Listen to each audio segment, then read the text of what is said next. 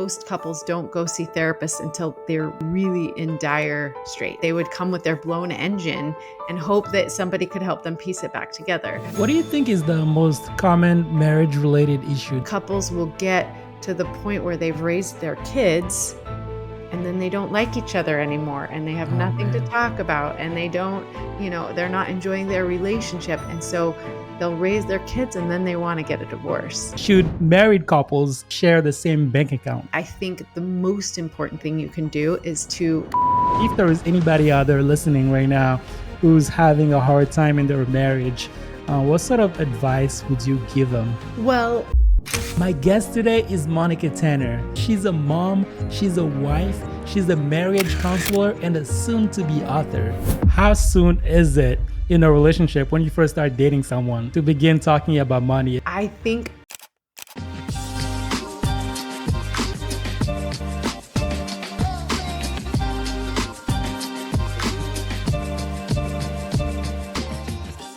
Hi, Patrick. How are you? I'm doing well. Can you hear me okay? I can. This really means a lot to me. Thank you so much for taking time out of your day to meet with me and just be on the show. Of course. Jesus asked his disciples, "Who do you say that I am?" when people ask you. So I'm kind of curious to know, if I was to talk to a family member of yours or a friend of yours, who would they say that Monica is? Wow, that's a great question. They would probably say that I'm a goofball, that I know who I am, that I'm obsessed with all things marriage, that I love my family first and foremost, Yeah. that I like to have a good time, and hopefully they would say that I'm generous. I love that. I love that. So where are you from originally? Where did you grow up? Where do you live right now? I grew Just up kind of in give us the background. I grew up in Dallas, Texas. My parents divorced when I was 12. I went to college at the University of Texas in Austin, where I met my husband, who was born and raised in Boise, Idaho. He won that coin toss. Actually, it was a game of putt-putt. We Oh, bet on a wow. game of putt-putt where we would live. But the reality was he brought me here to visit Idaho, and I thought it was such a wonderful place to raise a family. So we've raised our Yeah. 4 children here in Idaho, and it's been wonderful. Boise is a good sized town. We don't have Yeah. like a professional sports team, but we do have a college that everybody rallies around, Boise Okay. State and the blue turf. So we do have football and all the sports. Mostly, it's just good, down to earth, kind, spiritual, faithful people that live here. There's a lot of things to do outdoors, a lot of Yeah. camping, boating, skiing, very close. So we love the Idaho outdoors. I And love yeah, that. yeah, Yeah. it's just good people here. Yeah. Did you grow up as the only kid or did you have any siblings? Well, I had a brother, a younger brother growing up, and then my dad remarried, and I had 2 stepsisters. Oh, wow.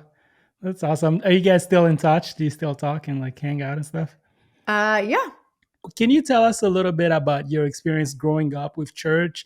What is your earliest memory of yourself going to church as a kid? Did a parent take you to church, or what did that look like for you? Yeah, you're going to find this interesting. I grew up in a Jewish household. So my Wow. whole family is Jewish. All the branches going all the way back are Jewish. Yeah. When I was in high school, I had lots of friends who would preach to me, and I would go to church with a lot of them. Yeah. But it wasn't until college when I really had a lot of questions about faith and the Savior and, who's going to heaven and those types of things. Yeah. And so I found the church in college and was baptized in between my freshman and sophomore year of college that summer. Then I met my husband, who grew up in a Christian household, and we did a lot of kind of his traditions because I really hadn't celebrated Christmas very much. Yeah. My dad remarried. When he remarried, she was Methodist, and Okay. so she did have Christmas traditions in her family, but blending the 2 families was really challenging. And Yeah. so my brother and I always kind of felt out of the loop, kind of left out of the Christmas traditions.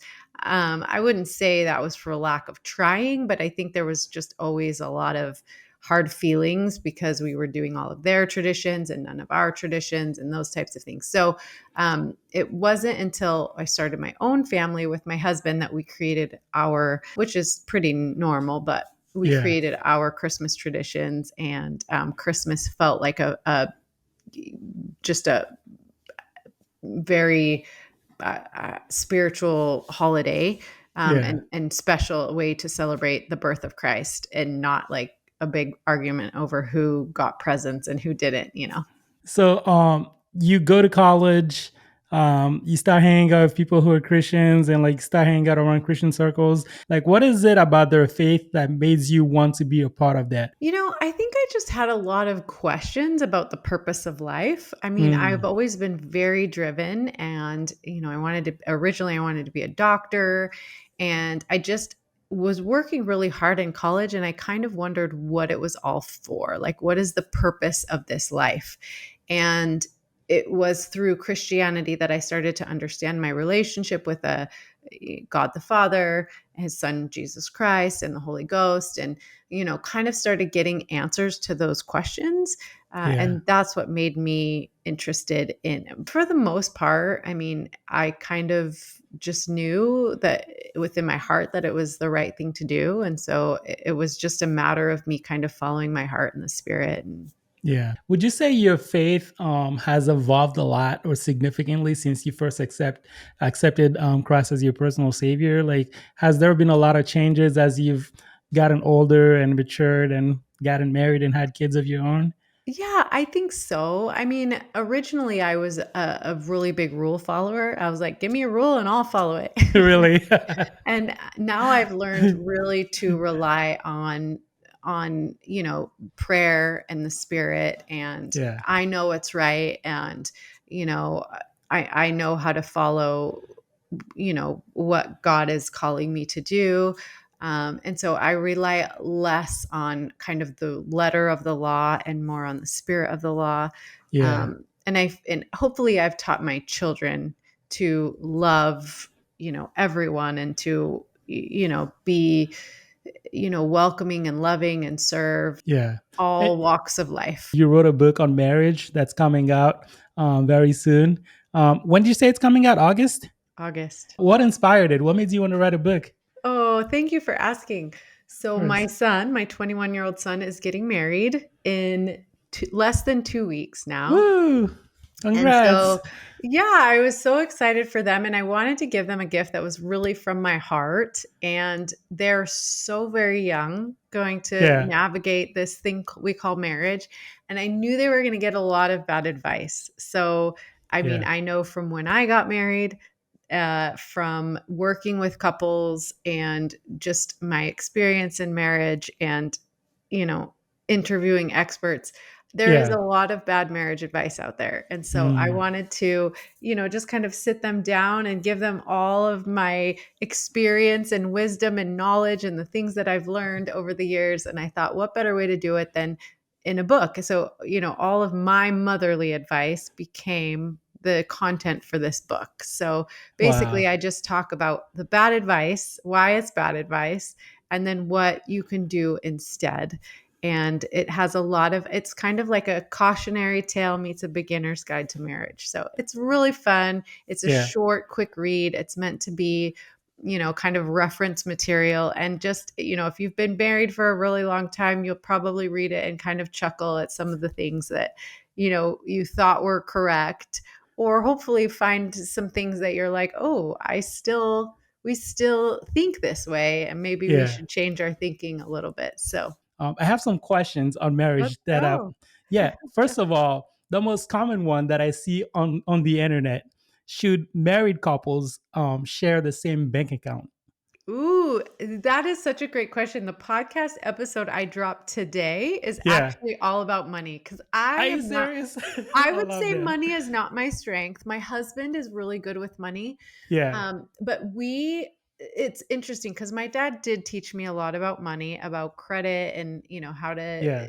be on the right side of credit and how to save money and all of that. And so in the beginning of our marriage, I managed all of our finances. So we did Wow. have one account, Yeah. and the what we had our own business, and it was very seasonal. So we did residential and commercial pest control. So Oh, for wow. 6 months of the year, well, really for 3 months of the year, Yeah. especially here in Boise in the hot summer months, we made a lot of money, Yeah. and it would have to last all throughout the winter. So Yeah. we've, had to, live on a very tight Yeah. budget and make our money last a long time, because we never knew when the next, kind of paycheck Was was gonna coming come. from. Yeah. And so I there's no right way to do it. I think the most important thing you can do is to communicate about it, to talk about, how you want to.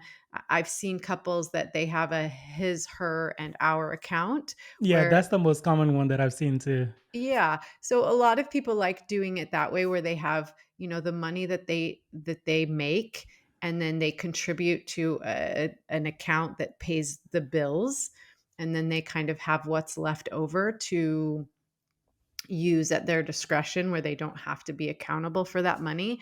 And that tends to help a lot when you have a saver and a spender. If you have a saver who, likes to see the money in the account and know that it's there, Yeah. that will put their mind at ease. And if you have a spender who's like, you know what, if the money's there, I'm going to use it, then they get to do their thing. But first they put the money together for the bills and the tithes, and those types of things in the group pot, and hopefully savings, because that's really important. But I don't think there's a right way or a wrong way, as long as you're talking about it and collaborating on it. That's big. So since you mentioned collaboration, I'm kind of curious to know, how soon is it in a relationship when you first start dating someone to begin talking about money, especially if you think that you're gonna end up marrying That's this person? such a great question, because I think being open in the very beginning about your debt, about your spending habits,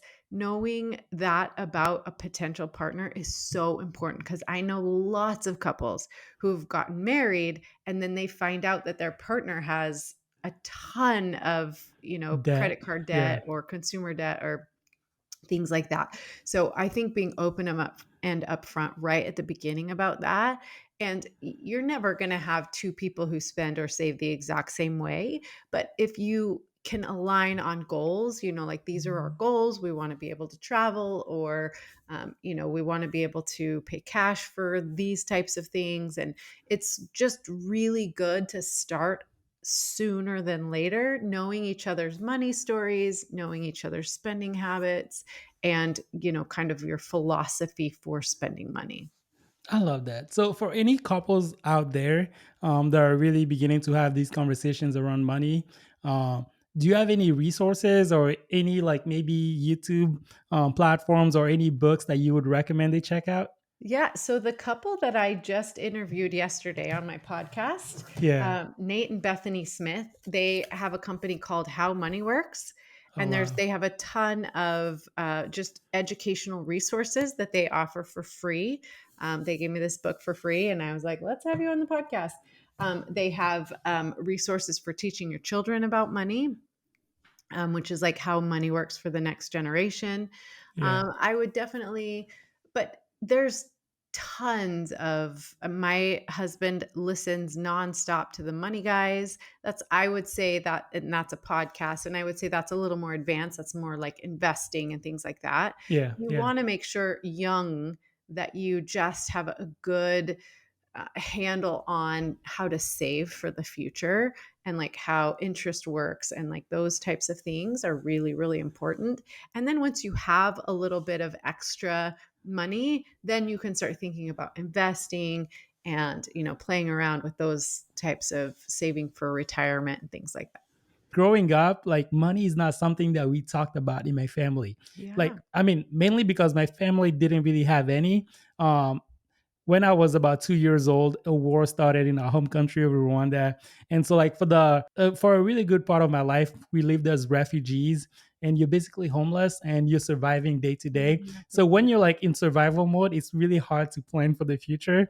You're just kind of trying to make it through today and the next day and the next day. So I never really had any conversations. Like, till this day, I've never had any conversations with my parents about money, saving money, investing, and they did the very best that they could with the knowledge they had, but I don't think that they just ever were in a place to even Yeah. be considering this conversation. So I feel like there's probably a lot of people out there who need to hear this stuff. And I'm beginning to like do a little bit of research here and there of my own. I'm listening to people like Dave Ramsey, like his podcast. They always have a lot of amazing guests that like talk about saving and investing and how to pay off your debt and all that good stuff. So thank you so much for sharing.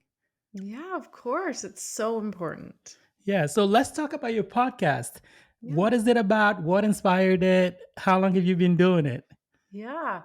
I've had my podcast for almost 7 years. It's called The Secrets of Happily Ever After, but it's had many names. So when I Yeah. first started, I had just dropped out of graduate school. I Yeah. enjoy school and learning.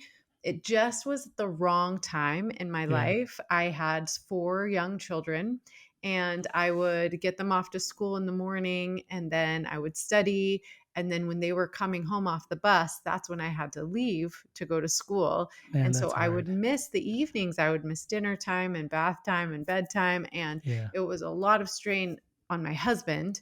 Yeah. But also I was missing like some of the most important, parts of my kids' lives, not to mention the fact that I didn't love what I was learning.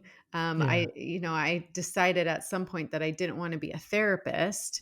And so I dropped out of the program and I got super depressed because I was like, I want to help families and I want to help couples, but I don't know how to do it. And who's going to listen to me if I don't have those letters behind my name? Yeah. And I had a very close friend who is a brilliant marketer and businessman. And he came over and he's like, what if you started a podcast and you just started talking about the things that are important? And I remember thinking, well, that sounds really hard. He was like, sent me all the information about the microphone that I needed and the setup that I needed. And Yeah. he was like, just start talking and you'll find your voice. And it doesn't matter what you say at the beginning because nobody will be listening. You have Yeah. lots and lots of time to practice and figure out what your message is before anyone actually tunes in. And he Yep. was like, your favorite shows on TV? He's like, if you think about it, whoever starts those great shows at the beginning, very few people do. You Yeah. usually find it in like season 2 or season 3 when everybody's Yep. talking about it, right? And then Yep. if you're really interested, you go back and binge it from the beginning. And Yeah. that's what people have done for my podcast. And you can see when I started out, I was not confident. I didn't really know what I was doing, but I was just trying to figure it out and find my voice. And so when my podcast started, it was called On the Brighter Side. On the brighter And it side. was Okay. just kind of my philosophy about life. Like, man, life is hard sometimes, but if you look on the brighter side, there's always a gift in it. I love And that. so I would interview. It started off just interviews, and I would try to find successful people of all walks of life who could share how they became successful, how they learned what they were doing and what they were following and things like that.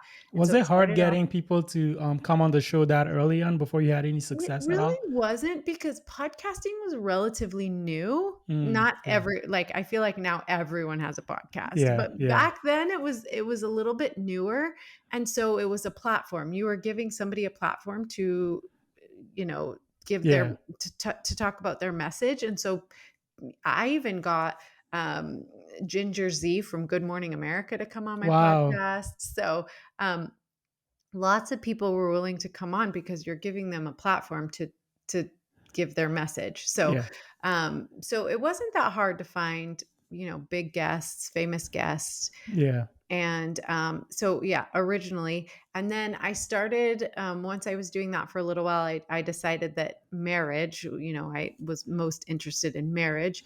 And so I renamed my podcast on the brighter side of marriage for entrepreneurs because my husband and I Oh, were entrepreneurs. We understood entrepreneurship. And that's a good so, niche. I like that. yeah, I wanted to interview successful married entrepreneurs. Yeah. And then after I did that for a couple of years, I realized, you know what, this podcast is really for all married people. And I didn't want it to just be interview based because at this point I had found my own voice and I had lots of things to share and Yeah. teach on marriage itself. So now my podcast is called Secrets of Happily Ever After. It's for all married people. And it's a lot of my own learnings and experiences in 23 years of marriage and working with couples on the brink of divorce, and as well as some interviews with like money is not my strength. So I had, Yeah. a couple come talk about money and things like that. So Yeah. yeah, that's what we do. So 7 years ago, how do you think God confirmed that this was the right time and the right direction for you to launch a podcast? Yeah. So I really live by this idea that when God closes a door, he opens a window. Linda. Yep. And so, originally I wanted to be a therapist. I wanted to counsel couples and that it just didn't work out. Like I felt like God was closing that door.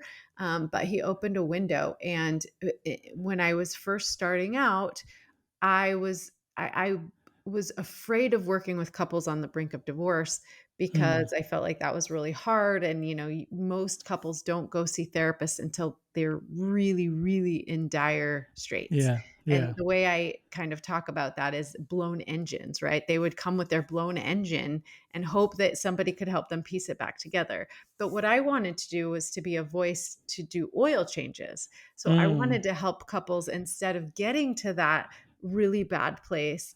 I was hoping to help them, like, what do they need to do along the way to maintain a good relationship so they don't get to that, horrible, horrible place.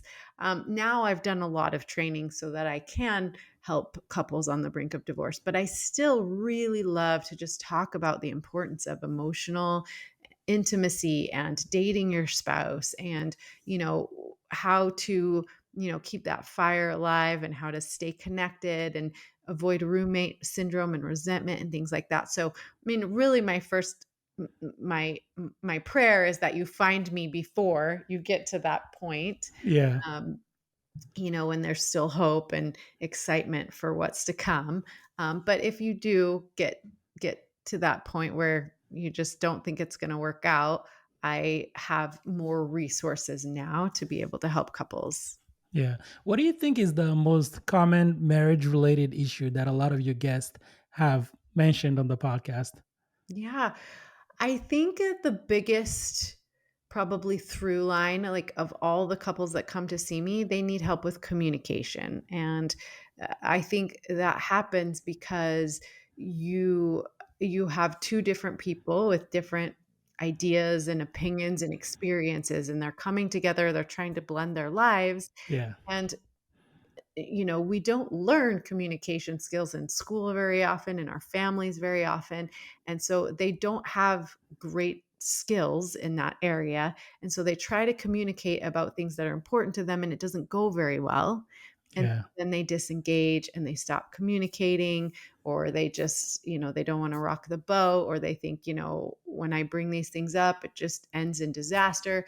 So they stop communicating and they go years and years, sometimes decades, without talking about the things that are really important to them. And what happens in most cases, I find, is that couples will get to the point where they've raised their kids and then they don't like each other anymore and they have Oh nothing to man. talk about and they don't, they're not enjoying their relationship. And so they'll raise their kids and then they want to get a divorce. And so they come to this crossroads of, do we spend the rest of our lives together? We don't even like each other, or Yeah. do we just cut ties here and start again? Yeah. And a lot of them, I imagine, don't even want to start all over again. It feels like a lot of work and it can be a little overwhelming to imagine yourself having to like start all over, get into a new relationship with someone and like do that all over again. It is, but Um, sometimes that's more appealing to people than trying to go through years and, really. decades of baggage and Right. hurt Right. feelings and miscommunications and resentments. And So it's hard. Couples come to that crossroads and it's really hard to sort all of that out. But there is hope. I've seen lots and lots of couples, come back from that and learn Yeah. how to be friends again. And it's really rewarding. Yeah. The communication thing, I feel like is probably really huge. Because, for example, in my instance, I'm a person that was born, raised in Africa, grew up in Buffalo, New York. My wife grew up in Fairfax, Virginia. So like we had very like different background, different experiences growing up. And I could see that like when we first started dating and stuff, like even when we did a little bit of marriage counseling before we got married and stuff, Smart. that communication was a huge thing that we had to figure it out. Because for me, with my background, being raised in like Christian family, where we didn't necessarily talk about, we weren't confrontational by nature. Like Mhm.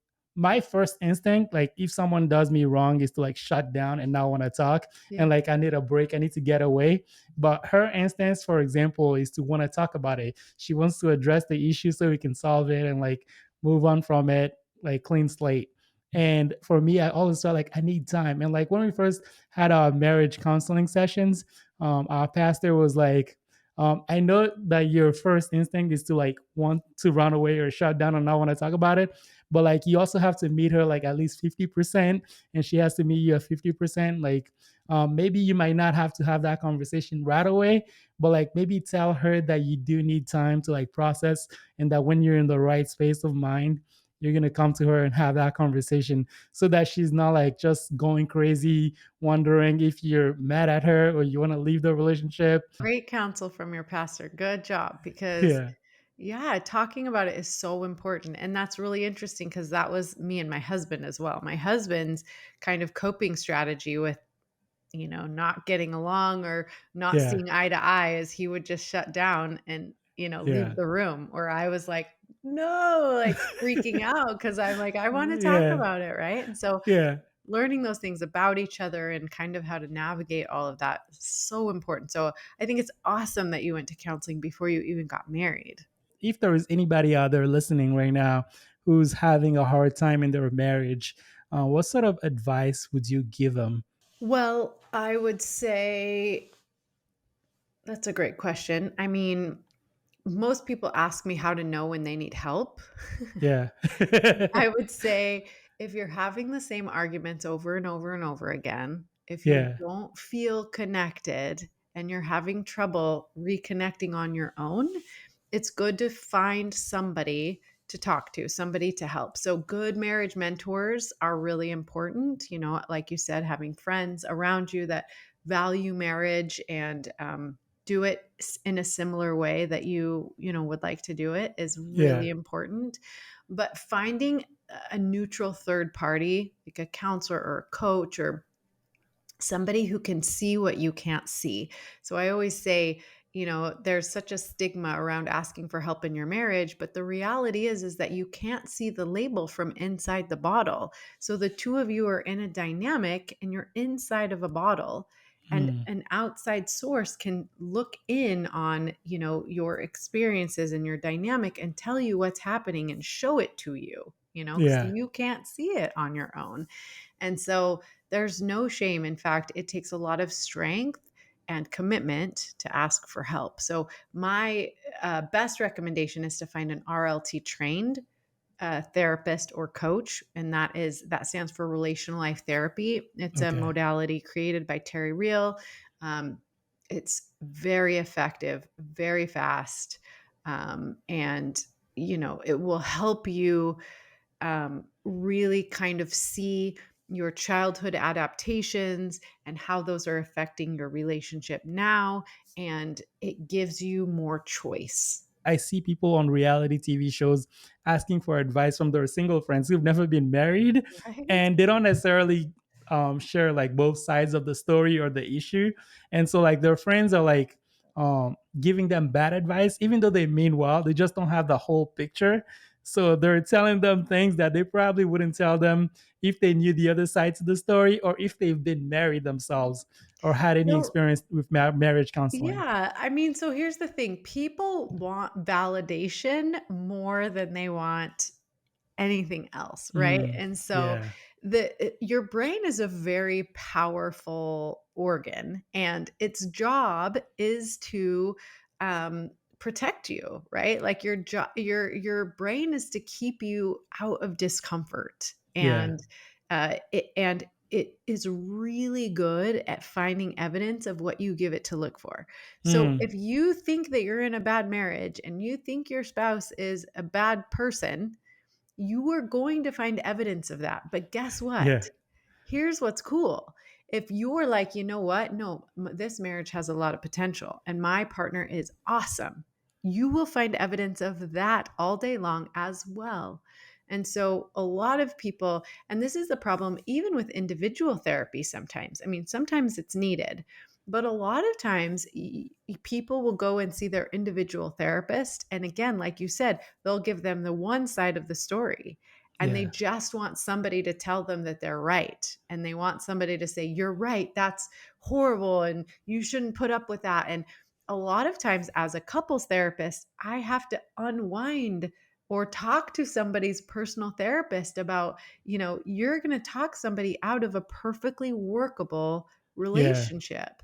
Yeah. Um, and so, yeah, we talk a lot about relational empowerment, relational integrity versus individual empowerment. So, individual empowerment is like, I was weak and now I'm strong, you know, get out of here. Like, I'm so powerful. That's good. Where, Yeah. Whereas relational empowerment is, I was weak and now I'm strong and I'm going to stand toe to toe with you and figure this out because that's what's best for both of us, right? And so it's Wow. very different, individual versus relational empowerment.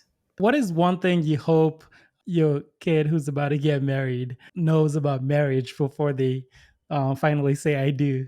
Yeah, I want him to know that it's the most amazing, incredible, worthwhile work he's ever Yeah. going to do in his whole life. It's not easy. There will be challenges, but it's Yeah. so worth it. And we love his fiance. She is a wonderful human, and I think they're Yeah. going to have a wonderful life together.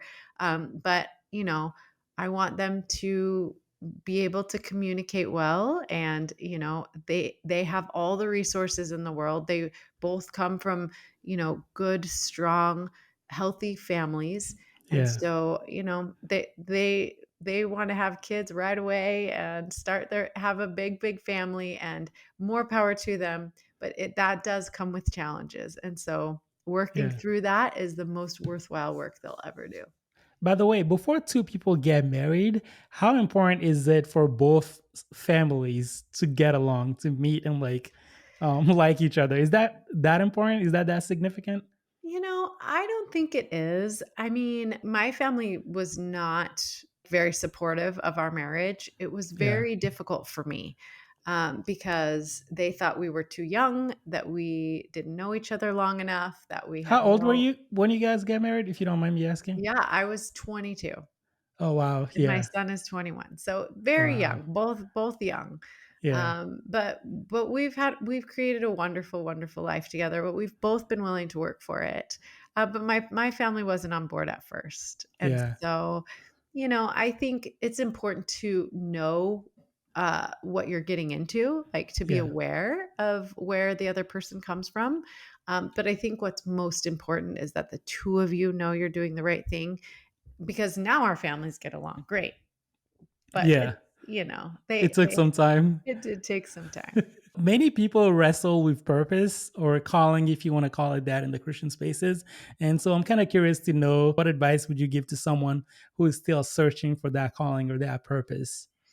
I would say pray with a pencil and listen, Mm. right? And so I don't think God withholds that information from us ever. I think if you want to know your purpose, if you want to know why you were put here, why you have certain ideas and thoughts and passions, just ask God and He will tell you. And I think the best advice I was ever given when I joined the church was to pray with a pencil. It was to, ask God and then listen throughout the day. And it's so cool the way God answers prayers. Sometimes it's the song that comes on the radio. Sometimes it's through a friend. Sometimes it's, an impression that you get in your mind or on your heart. But I don't think he withholds that information from us. I think he is ready and willing and so, excited to tell us why we're here on this earth, and, give us all the help we need in order to fulfill that calling. I like using a pencil because it can be erased, but pens are fine as well. But I'm just old school and I love Yeah. being able to erase mistakes because that's what the atonement is, Mm, So sometimes we'll make missteps. Sometimes, our weaknesses will come into play, and, Heavenly Father has an eraser. So that's what the atonement is about.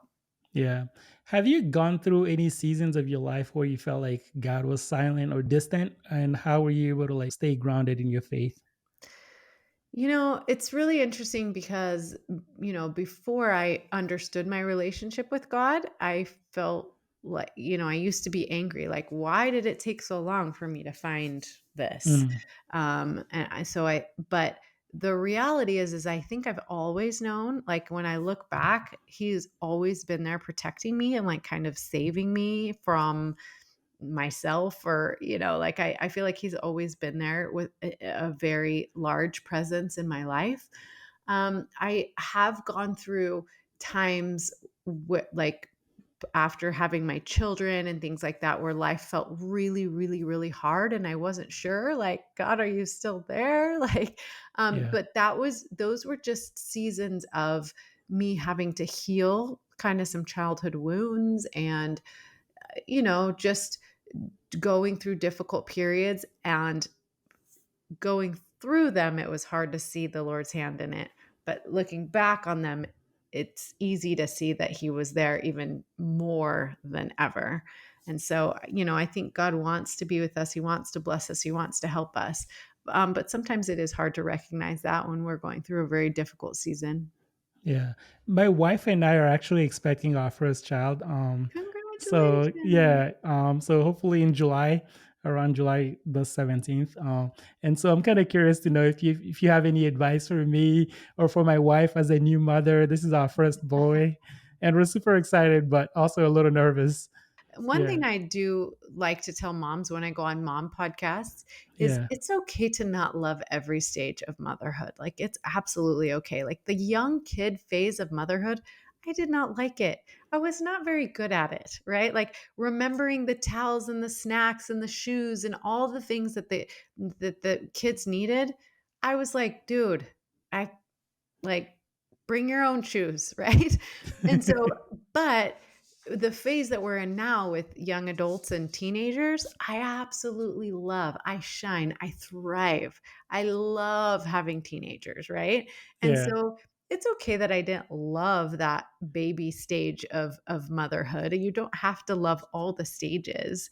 I kept him alive, and, I think we had a good time, but I can't tell you how many times we showed up at a waterfall or the pool and I didn't have towels for my kids.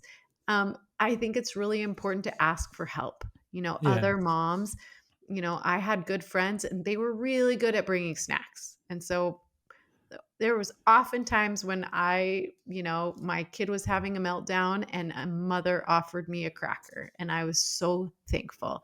And Yeah. so asking for help is really important. Asking for somebody to watch your children while you take a shower, or, go, on a vacation with your spouse is so important. Like, being able to ask for help is shows a lot of strength, a lot of character, and just know that you'll have the opportunity to come back around on that, right? Like, I, Yeah.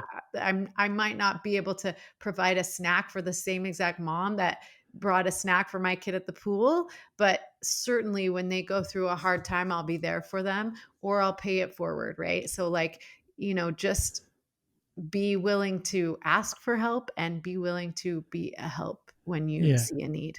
What sort of spiritual disciplines or habits have helped you grow deeper in your faith as a mom and a wife? I think prayer is probably my number one. I mean, being able to pray for your spouse, being able to pray for your children. I mean, even I mean, I feel like, I've had teenagers that have struggled, making good decisions or knowing what to do. And, you know, I hope that they know that I'm praying for them always, that there's nothing they can do that will take that away, that Yeah, love and that prayer. So, I mean, to me, it's just prayer. I mean, prayer. you can always, no matter what you're doing, stop and say a prayer. So you can out loud or in your heart, in your closet or by your bed. It doesn't really matter. He's Yeah. always there. Amen. Where can our audience find you if they want to connect with you, Monica? Yeah. So you can learn all about working with me, my podcast, all of my content at monicatanner.com, just my name. And then the book you can get on the wait list and find out when it comes out at badmarriageadvice.com. Monica, thank you so much for being on the show. It really means a lot. Yeah, this has been so much fun. It was very nice to meet you, Patrick. And good luck with Thank the you. new baby this summer. So excited for you.